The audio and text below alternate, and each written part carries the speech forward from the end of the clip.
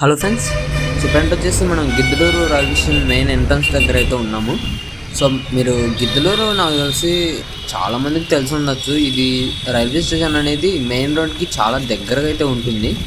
So మరి ఒకవేళ రోడ్డుని వెడల్పు చేయాలన్నా లేదంటే కనుక రైల్వే స్టేషన్ యొక్క మెయిన్ బిల్డింగ్ని కొత్తగా కన్స్ట్రక్ట్ చేయాలన్నా కూడా రెండు దానికి ఇబ్బందిగానే ఉంటుంది. మరి సో అమృత్ భారత్ స్టేషన్ కింద గిద్దలూరు రైల్వే స్టేషన్ ఏ విధంగా డెవలప్ చేస్తారో మరి చూడాలి.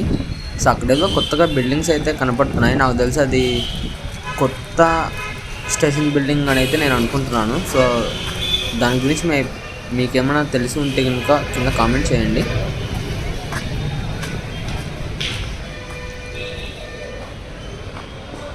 సో గిద్దలూరులో ప్రస్తుతం ఇదే అన్నమాట పరిస్థితి. గిద్దలూరు కర్వ్డ్గా అయితే ఉంటుందన్నమాట రైల్వే స్టేషన్. అంటే ప్లాట్ఫామ్స్ అనేవి స్ట్రైట్గా అయితే ఉండవు. సో ఇక్కడ ఇదేదో ట్రాక్ మెయింటెనెన్స్ సంబంధించి ఒక మిషన్ అయితే వెళ్తుంది.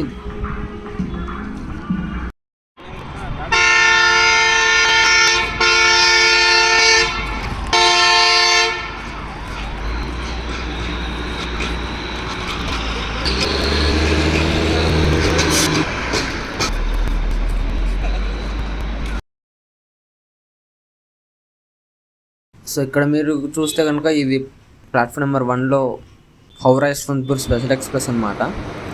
సో ఫ్రంట్ వస్తున్న ట్రైన్ వచ్చేసి విజయవాడ హుబ్లీ ఎక్స్ప్రెస్. సో ఈ ట్రైన్కి నాకు తెలిసి మొత్తం 15 ఐసీఎఫ్ కోచెస్ ఉంటాయి అనుకుంటా, 15 16.